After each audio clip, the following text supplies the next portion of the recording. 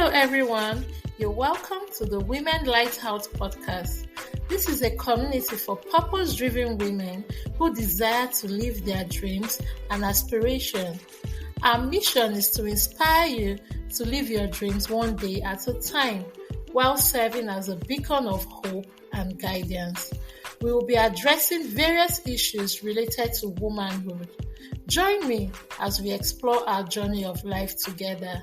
I am your host, Women Hamilton. Hello, everyone. You're welcome to another episode of the Women Lighthouse podcast. It's great to have you tune in today. Today's topic, we're going to be exploring understanding and supporting special needs children.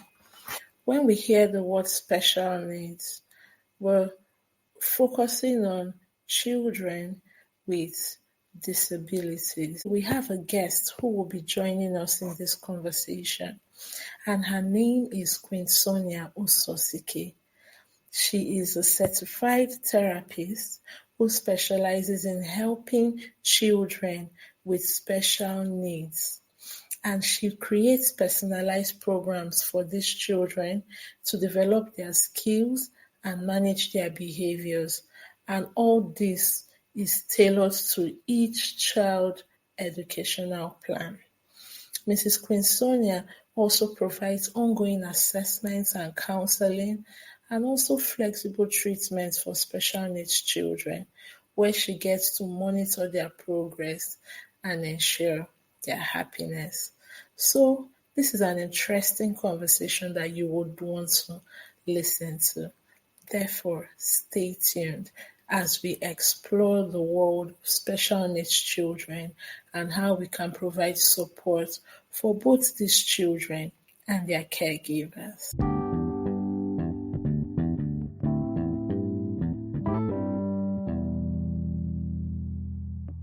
You're welcome to the Women Lighthouse podcast, Mrs. Queensonia Usosike. It's great to have you on the show. Thank you. I'm happy to be here. Yeah, we're glad to have you here. So today's episode is going to be focusing on understanding and supporting special needs children, where we get to empower parents and caregivers on how they could provide support for special needs children. So please, can you tell us a little about yourself and what you do with regards to special needs children? Okay. Hello. My name is Queensonia Usosike. I am a therapist. I work with special needs kids, not only children, also adults. So I work with children with neurodevelopmental disorders like autism, Down syndrome, cerebral palsy, attention deficit hyperactivity disorder, and other people behavioral issues. I give one-on-one support to them. I also organize group support for children and also counsel parents that have special needs kids and adults. Wow, that's lovely. What inspired you to start a career as a special needs specialist? I always knew I'm gonna work with kids. Yeah, I love being around children, attending to them, checking them out, especially in church and other organizations. I ended up working with kids when I was with AIT, Africa Independent Television. I had kids program. Also, when I was 7, I had kids program, You and Me. So I always know I'm going to work with kids. So I think is a dream come true. One of my bucket lists actually. Oh, okay. So when we say special needs, what do we mean by special needs? Okay, when we say special need, or when you say this is a special need child or individual, a child has special need education or needs if they have a learning problem or disability that makes it more difficult for them to learn than most children. The other children, we call them neurotypical children, and the people we call disabled children, actually, they are not disabled. We call them special needs. So when someone has difficulty learning, adapting to an environment, they have problems with schoolwork, communication behavior, social interaction, and play, we group them as special needs. So special needs are any of the various that I've already, all the things I've mentioned, things that are difficult, such as physical.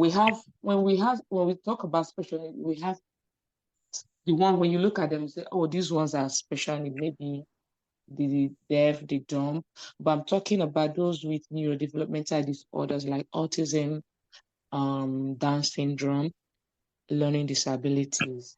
So, and also behavioral disabilities or impairments that causes an individual to require additional or specialized service or accommodations such as school shadow or a therapist. So we put them as special needs. Okay. So in our environment, that's in Africa, how common um are special needs children? What are some of the predisposing factors or risk factors that can give rise to having children with special needs? Oh, okay. In Africa, let me bring it back to Nigeria. Africa, Okay. then Nigeria.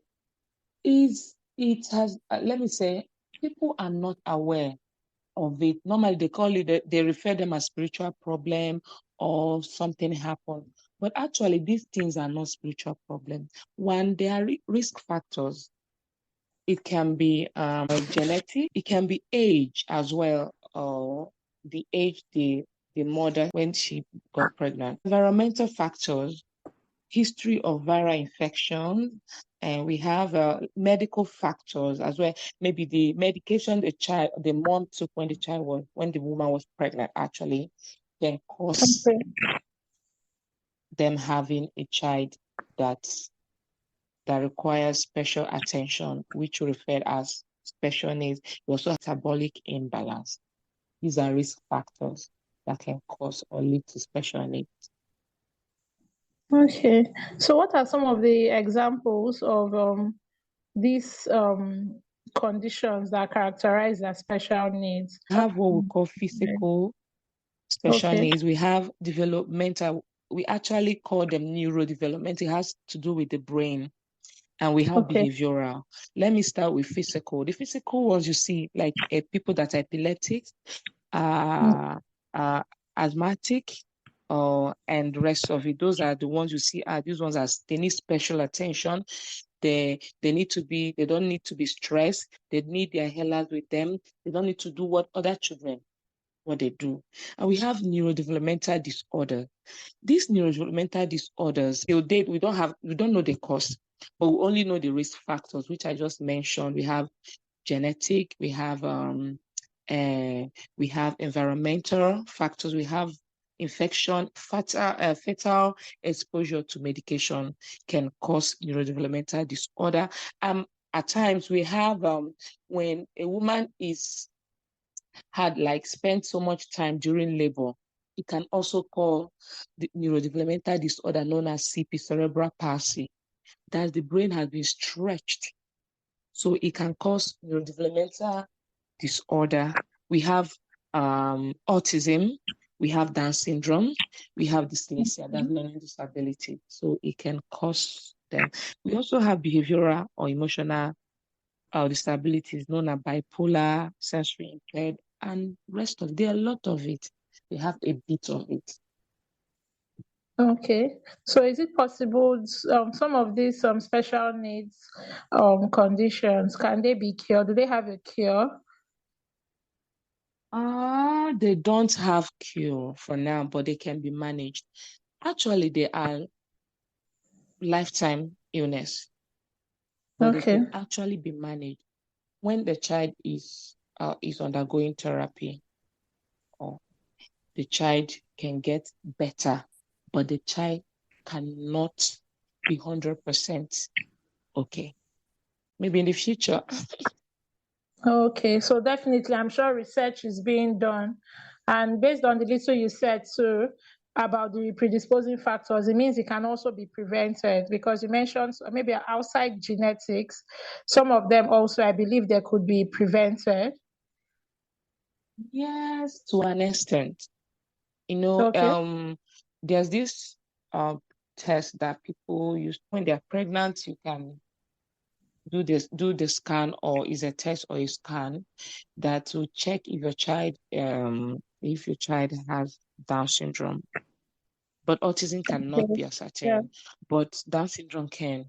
Sometimes when they tell them you might be likely is 50-50 to have a child, or 70, Mm, they are sure that this child you're going to give birth to is going to be a special needs child like Down syndrome. okay.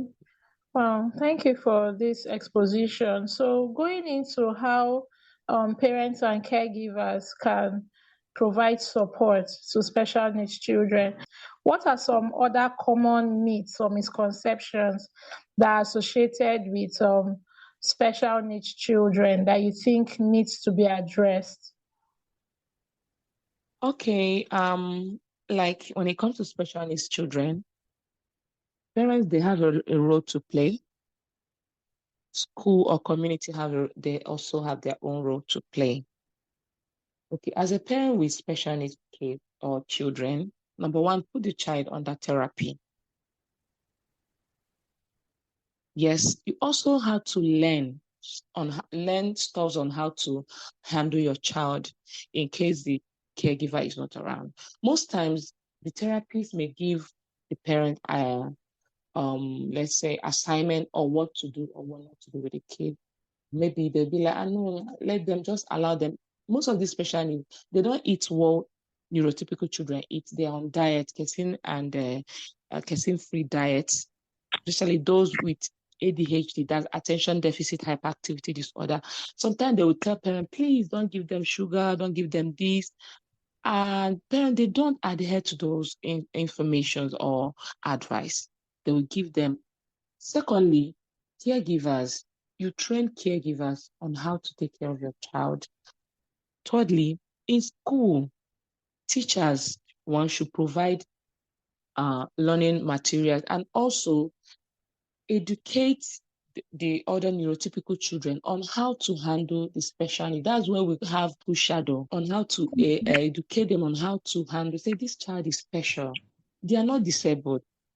They are special, so that they will feel belong. We have this social group so that they will not feel neglected and feel rejected and all. So you teach them on how to handle them, and everyone will be fine.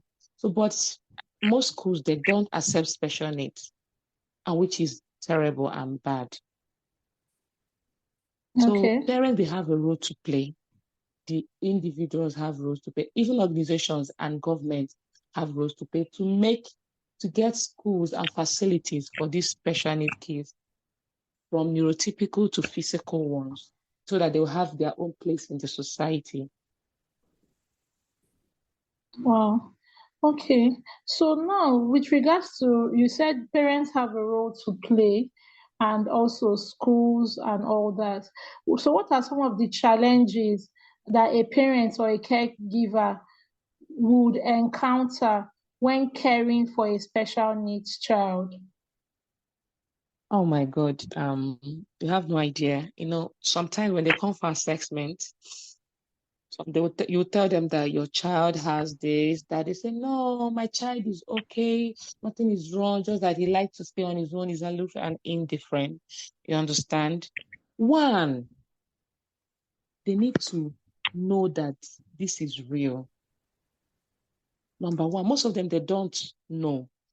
In fact, they live in denial. That's the word for it. One, once they know that this is what is wrong with my child, you will cancel them. They will cry. They will shed tears. They will, oh my God. So this is what I'm going to face with because it comes with a lot. Number one, time is time consuming. Number two, someone has to be there with for your child when the parents are not around. And it's difficult to get someone that will love your child the way you love them, despite the situation or the condition the child has or something.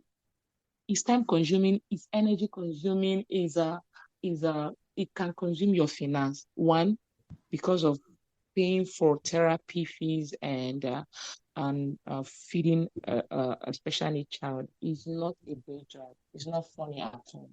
So it's time consuming, it's energy consuming. So it's not easy for parents with special needs. I also thought about the discrimination also, like especially when people may not know much about special needs children. So Okay. the Especially discrimination in that school. yes, even the parents too. Sometimes with the little I know about special needs children, maybe when it comes to throwing of tantrums and all, They don't know how sometimes in to some handle it. cases, yes, it could be a bit excessive Overwhelming. and all. So this discrimination that maybe as a parent, like put your child under control, control your child on all that. I remember one time in church when a child was behind me and the child kept like touching me and all that, and I had to like try to like talk to him calmly, sit down, sit down. I didn't know he was a special needs child, but the child kept doing what he was doing and it was quite distracting until my husband is a children's Sunday school teacher, so he now drew my attention that, oh, it's I should just leave him. So I left him, but later I now had to go ask like why, what happened. The mom was not even trying to like control the child. So that was when he now told me that the child is actually a special needs child. And I was like, oh, okay, I didn't know. So I think maybe that could be a challenge also the parents could face, the discrimination, both verbal and not non-verbal discrimination, that they can't keep the child under control or something like that. What do you think? Yes.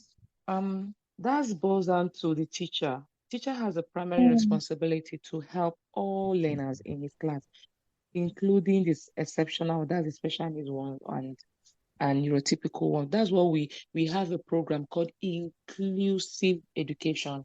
We include all of them in the okay. class. Oh, Yes, they shouldn't be given a inclusion. separate class. They should all be together in one class. Yes. Oh, Yes, but really? you can Okay. take them out to do their special program. That's why we prepare what we call individualized educational plan, IEP, for an Mm, individual. Because not two special needs, two, if you have two special needs, two of them are not the same. You may mm. have two, this one may have speech, this one may be good in cognitive, this one may be good in fine motor skills. So you have to make a plan, use IEP so that to make it easy and accessible to work with an individual. You include them in the same class, but you have a time to take them out to work with them individually with their IEP. Because when you So, keep them okay. away for a long Okay. time, you bring them together Mm, with behaving, you see that behavioral issue will spring up. But when you include them, also that's why I talked about educating neurotypical children about special needs. When you educate them, say this one mm, is special, don't do this, don't do this, don't do this, mm.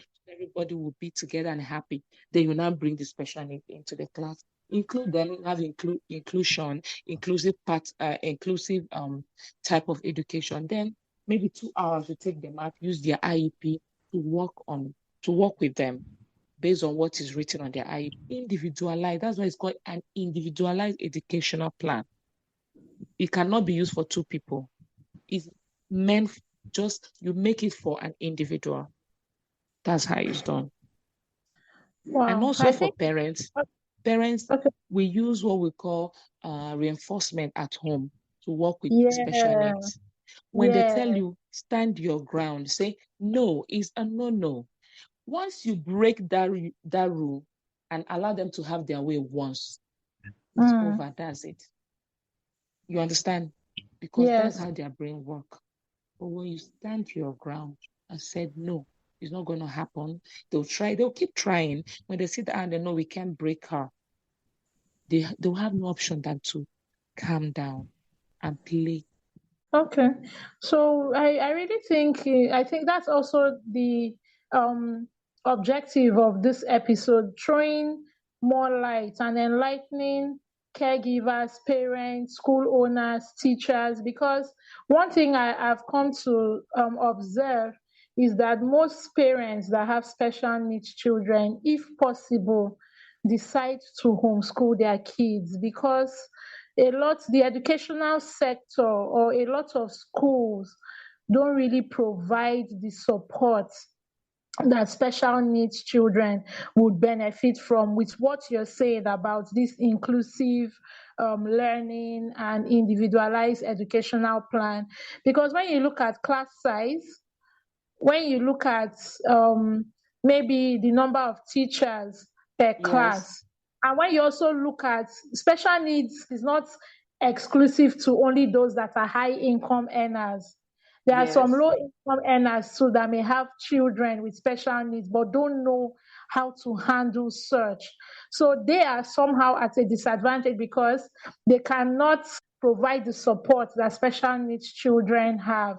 But for parents, what of for parents who may not have the luxury of money to enroll their kids in this kind of schools, and the schools they can afford to enroll their kids in don't provide this support for special needs? For those kind of parents in this dilemma, how would you advise them to handle it?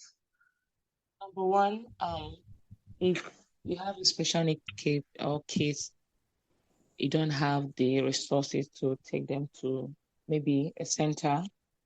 One, you have Mm, to learn.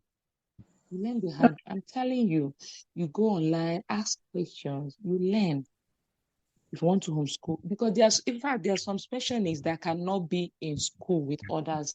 I know some, they are being homeschooled because they mm, have serious behavioral issues. You can't, in fact, they've been admitted in 3 schools, and the schools, after maybe 2 weeks, a period of a week or two, the school reject them. So they have no option than to go back mm, to their homes. So they are being homeschooled. They get therapists, they come around, and the mom is the main therapist because a therapist can come and spend like 1 or 2 hours and go. You understand? yeah. The rest of the day. So you have to learn on how to handle that child. Check online. Now, information is free. Just what you need and cheap. What you need is data. Google some symptoms they are, like I said, they are not two specialists that are the same. You get from here, Mm, you get here, and monitor your child. You know how to handle. There's other these things, there are ways. Try this method, try this other one must work, but it's going to take mm, time. And again, you have to be consistent. Stand, okay. yeah, that's be consistent. That's the only thing you need. And another thing is the government is if we have our government like that can help us get special needs centers, it will be a bit cheap and affordable. Let me use that word, affordable. Okay. Mm, The way we have community schools, you understand? yeah. We can also have community centers. It will go along, but I know it's not going to be like a private sector, a Mm, center for special needs, but at least to an extent, it will go on a long way. Then the parents will take it off from home. So that's for now, that's the only thing you can work with. Learn what is wrong with your child, learn the symptoms and how to go about it. Check online. One or two, you'll get mm. 1, 2 items that will help you. Okay. Wow. Okay, with what you just said now, so what are some warning signs that parents should look out for with regards to identifying if their child has special needs?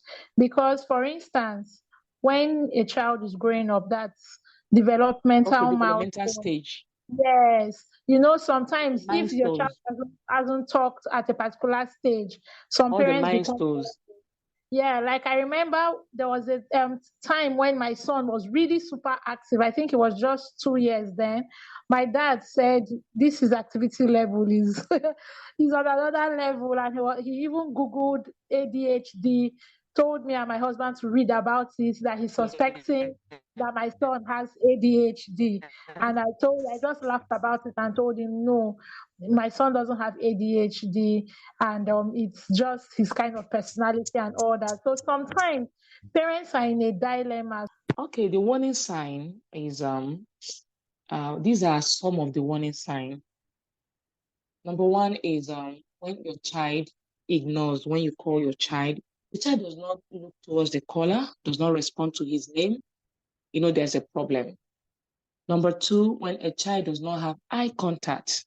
When you're talking to the child's eye is going left, right, up, and down. That's when we know that the child has attention problem, because eye contact has a way of making you do what you don't want to do.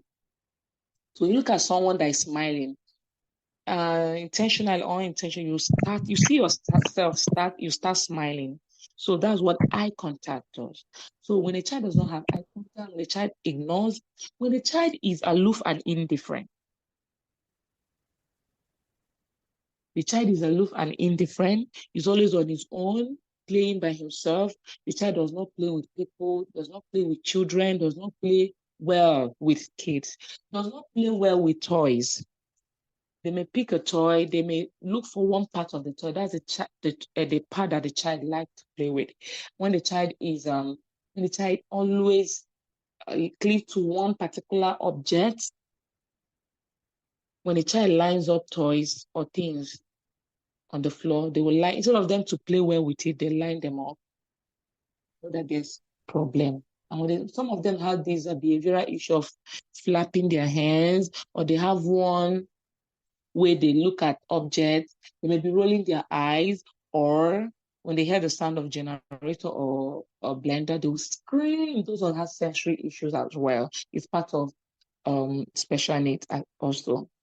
So when you see all these signs, my dear, that child needs assessment. Oh, okay. And once you notice it, early intervention is key. And don't live in denial. That's it. Yeah, denial, very important. We've talked a lot about support for the special needs child and all that, but now for the caregivers, especially the parents, I think I want us to also focus on them. Imagine when a parent discovers, either at the point of pregnancy or after delivery, that they have a child with special needs. I can imagine what would be going through the parent's mind. So, what support is available, or what support should parents get? Okay. Number one, the number one support they need is empathy. Try to understand them, encourage and help out in any way you can. Most people will see you, this is your child, this your child behaves somehow. Why is he behaving like this? Some special need, like I said, they have the physical ones. The ones when you see them, these ones are like Down syndrome. But autism, you hardly notice by looking at them, except when they start unleashing their behaviors, that this one is autistic. So, why is your child doing like this?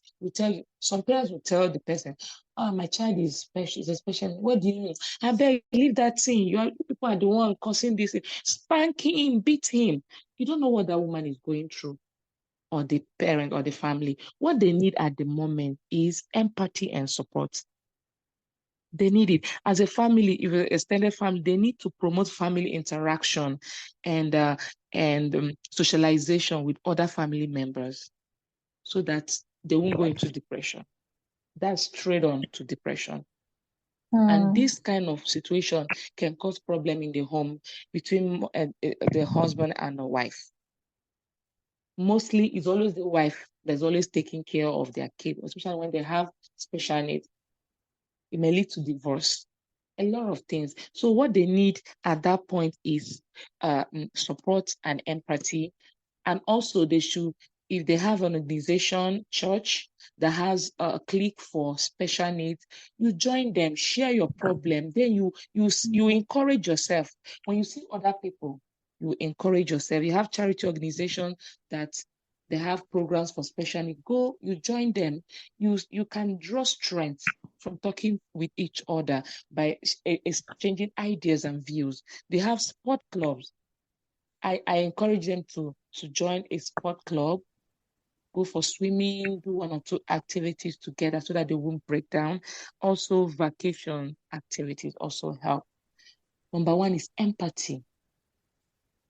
You give them that empathy is very, very important. Try to understand them and encourage them and give them support and help, no matter how little it is. It will go a long way than condemning or trying to suggest or make, I don't know, opinions or something. So that's my take. Oh, thank you so much. So also for the parents, when they're encountered with maybe family or friends or persons who tend to like discriminate by words or by actions towards their special needs children, how would you encourage the parents to respond to such discrimination or criticisms? Sometimes maybe, like I said, some special needs, when you see them, you don't know. Like you said in church, someone was touching you. Do you know that this boy is a special need until when you were told? One, most parents, what they do when they come in a gathering of a lot of people, faces, and this is my children, this is my special need child. He's special, he's a special need child. Kind of Mm, awareness so that people around, you understand what I mean? yeah. Is when you stop living in denial that you can be able to come out say this my child is a special need child, so that when the child start displaying, people will know how to handle him. You understand Yeah. what I'm saying? So Yes. that's the best way. If not, most people will not know. When it comes to all these people with neurodevelopmental disorders like autism, you wouldn't know, Mm. except those with CP, a severe CP, and Down syndrome. So that's my Okay. take. To tell people, my child is a special need child. This one, but this one is a special need child, so that you know how to handle him more.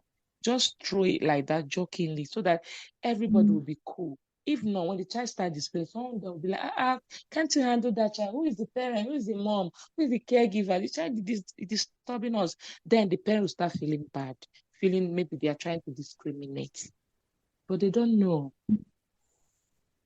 They don't. So that's it. Okay.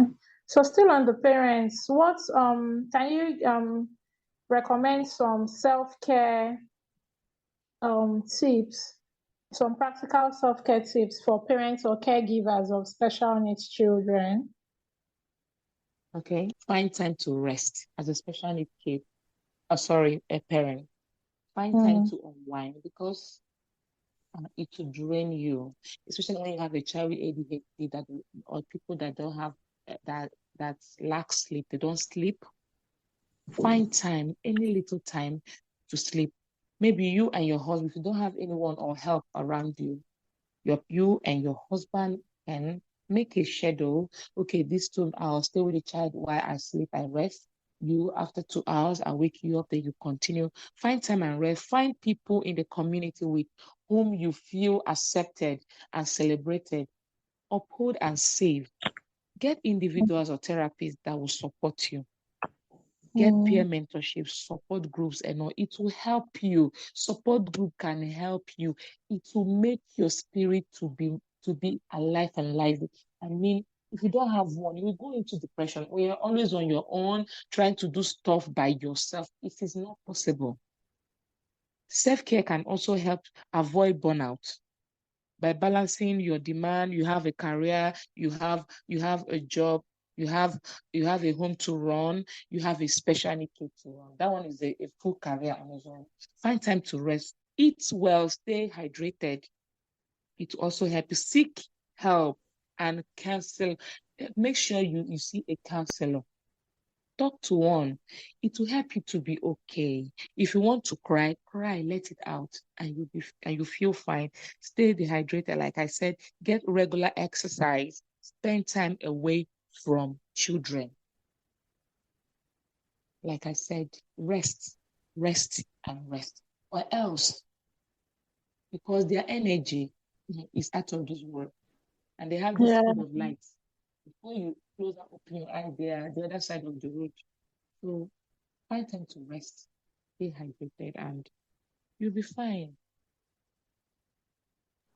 Wow, thank you so much. Thank you so much, Mrs. Queensonia. In fact, we've explored a lot, and I've personally learned a whole lot, and I believe our listeners too have learned a lot from today's episode. So before we let you go, can you share with us your social media handle if we need to reach out to you for more counseling or guidance or consultations with regards to what you do, the work you do, and caring for special needs children? How can we reach out to you?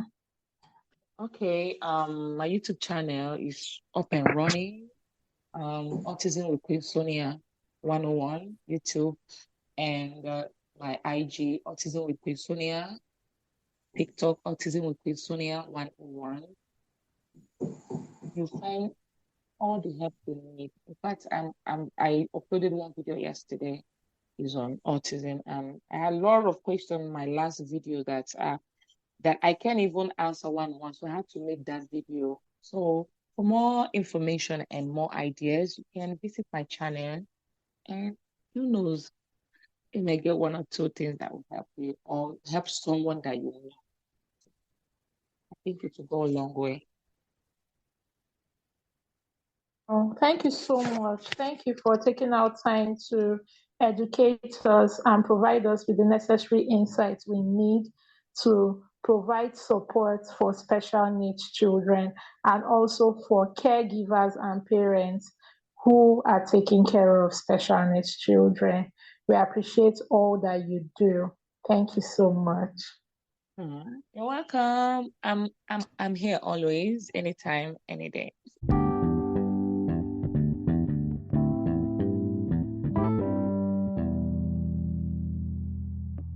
It's been such an interesting conversation with Mrs. Queensonia. And as we conclude today's episode, understanding and supporting special needs children is very crucial in empowering these children and providing the necessary support that they need. We need to acknowledge the unique challenges that they face and create an inclusive environment for them to thrive. Parents, it's your responsibility to advocate for your children and create an inclusive environment for them. And you can do this by conducting research so you could be more aware about special needs, accepting the fact that it's going to be a challenging journey, but you have what it takes to pull through. Also, seeking early intervention, maximizing support groups, and taking out time for self-care. As a community, we need to increase our awareness on special needs and also avoid discriminating or criticizing these children or parents and caregivers. As a government, we need to develop policies that would provide an inclusive environment for these children. And this can be done especially in the educational and health sector so as to make quality education and healthcare available to low-income earning populations. To every parent and caregiver, you're doing a great job, and we celebrate your efforts and sacrifices to make these children thrive successfully. Together, we can make a meaningful difference in their lives and empower them to reach their full potential.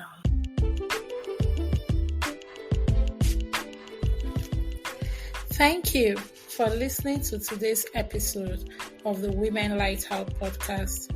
I hope you were inspired to keep taking steps towards living out your dreams. If you enjoyed this episode, we encourage you to share it with other women and leave us a review on our social media platform, which is in the description box. Also, Feel free to subscribe to our channel to get notified of new episodes. Till I come your way on our next episode, keep living, keep dreaming. Bye for now.